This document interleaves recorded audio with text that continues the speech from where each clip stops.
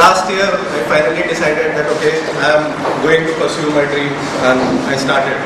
I resigned from my, gave up my career and came here, saw an opportunity here,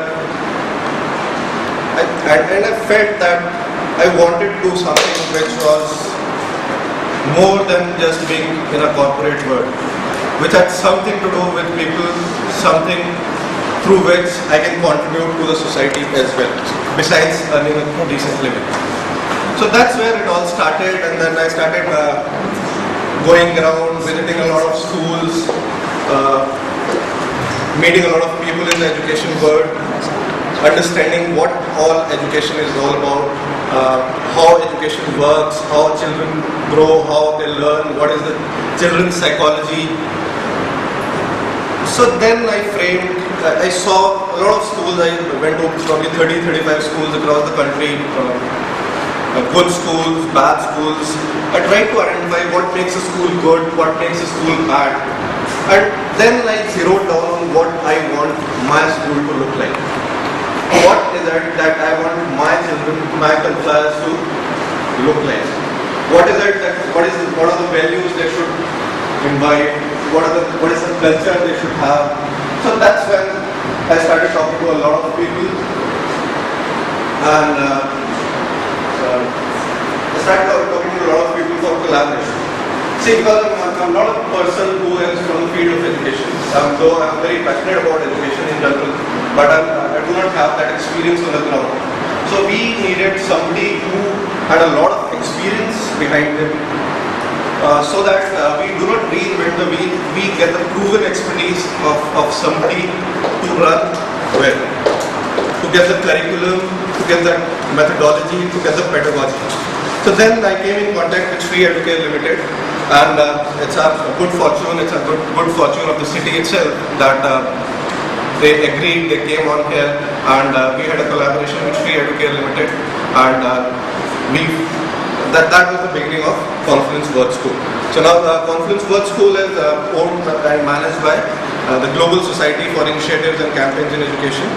So that is a society which has a collaboration with Sri Educare Limited, through which the entire expertise of Sri Ram Schools comes to us. That was the beginning. Now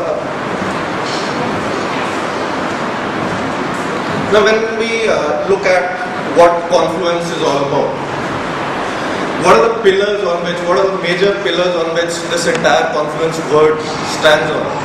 There are 4 of them as I see them. The first one is, we follow a child-centric approach. We are not an institutionalized school. We are not a regular run-of-the-mill school where books is the end of education. I say books is just the beginning of education. It's not the end. The academics is only the beginning of education.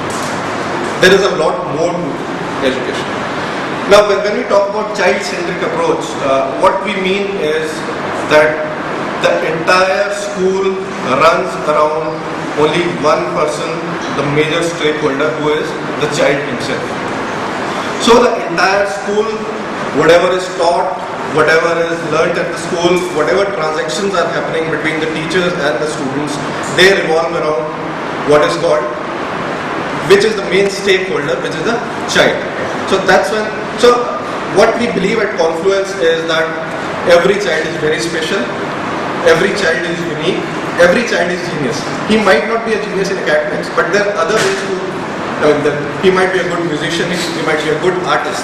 So now why not help that child get more confidence in the areas he is good at, and probably that confidence comes back in academics as well.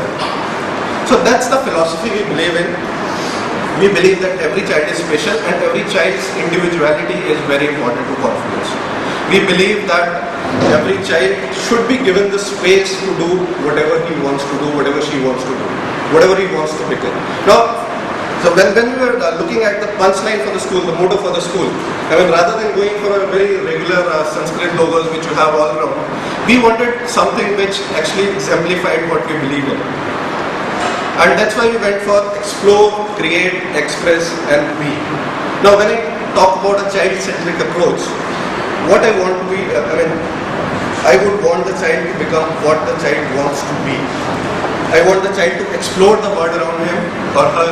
I want the child to create whatever he envisions, whatever he imagines. And I would want the child to be able to express himself or herself in a proper manner. I think if I'm able to do this, I think I've given a good education to the child. If I'm enabling a child to be whatever he wants to be, whatever he wants to become, I think we are successful as a school. The second thing we come to is we take a lot of pride in saying that we as a school have a very progressive outlook. When I talk about a progressive outlook, what I mean is social skills, sensitivity towards the society in general. That is a very important aspect. Another thing is we would want our children to be technology savvy because the world around us is becoming more and more technology friendly. They have to be technology friendly. And one thing which most of the schools ignore and which is not there, which is not counted as a part of the education is the environmental consciousness. I see environmental consciousness as a very major problem, or rather as a way of solving the environmental problems which are facing our country and the world in general today. So when we look at 20 years from now, the world would be a different place. If you look at the quantum of change we are looking at, the delta of change which is, every year you see so much changes coming in technology, in other fronts. You have to prepare.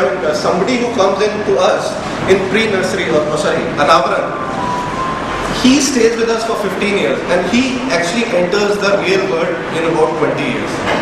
Now, if I'm making him read some books and that's it, how am I preparing him for the 20 years which are to come? And he has to enter that world after 20 years. So let's think about that. Let's have a vision which looks at probably 20-25 years.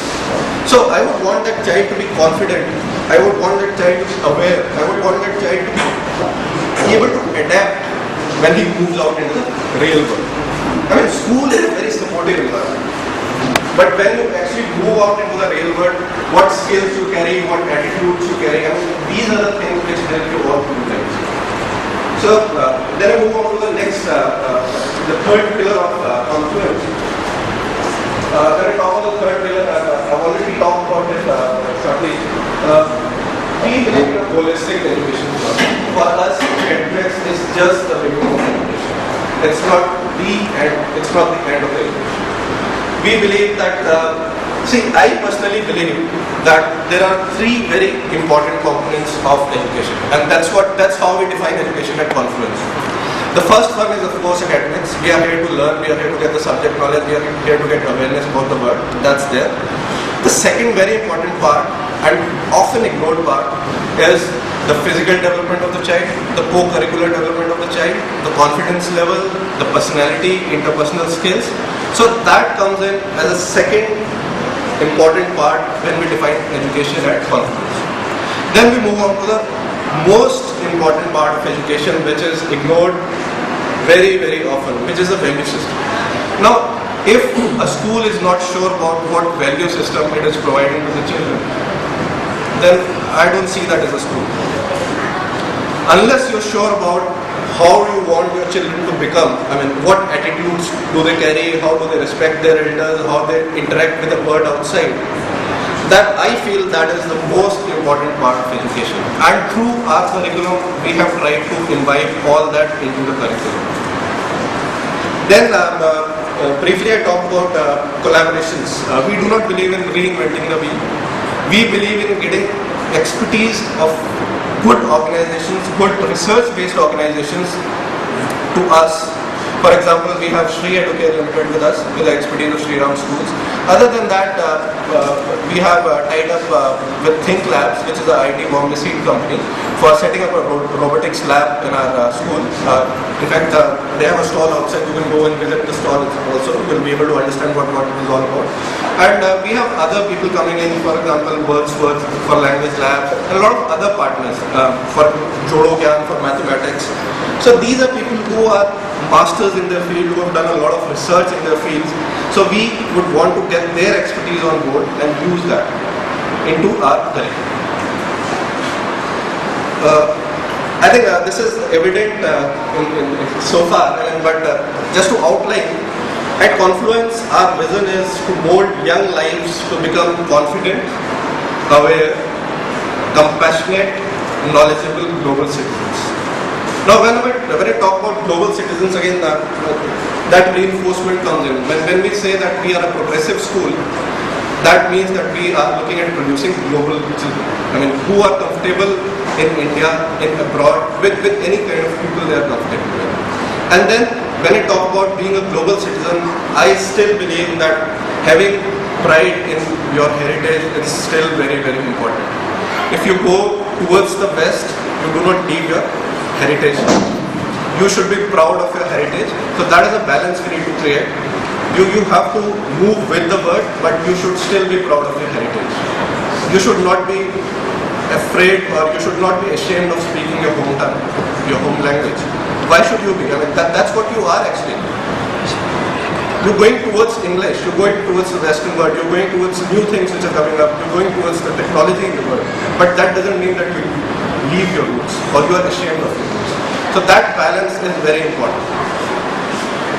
And I'll continue. Our vision is to mold young lives to become confident, aware, compassionate, knowledgeable global citizens with pride in one's heritage, and to develop in them an attitude to learn, adapt, and excel all through their lives.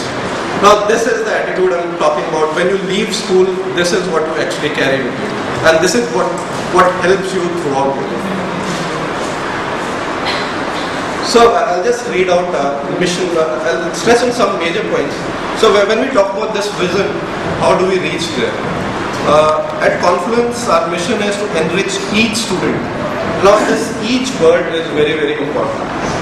I do not want that some of my children go to national level debating or national level sports. What about the rest 27 children in the class? I think it's very important to give an equal platform to every child in the class. And that's where the difference lies. If the 28th child in your class is as good as your first child, then I think we succeeded. Not even 27. Every child has to be given a platform. Every child has to do good at something. So to enrich each student with a value-based, diverse education in a vibrant, secure and encouraging environment. So that's the support we as a school look to provide. And to imbibe in them a progressive attitude. I think this is the enforcement of basically what I've already talked about. So I'll just run through it. Self-discipline, pride in one's culture, love for learning and excellence. The school seeks to collaborate with the parents. Now, that's again a very important part. I mean, this is a culture we would want to develop in Gurukul. Parents, we believe, are a very important axis of the entire education system. We see it as three pillars when we talk about education. One is the teachers or the school, one is the child himself, and the third axis is the parents. So a lot of emphasis we will be trying to put in parents' feedback, parents' suggestion, parents' interaction. We'll be forming a PSA.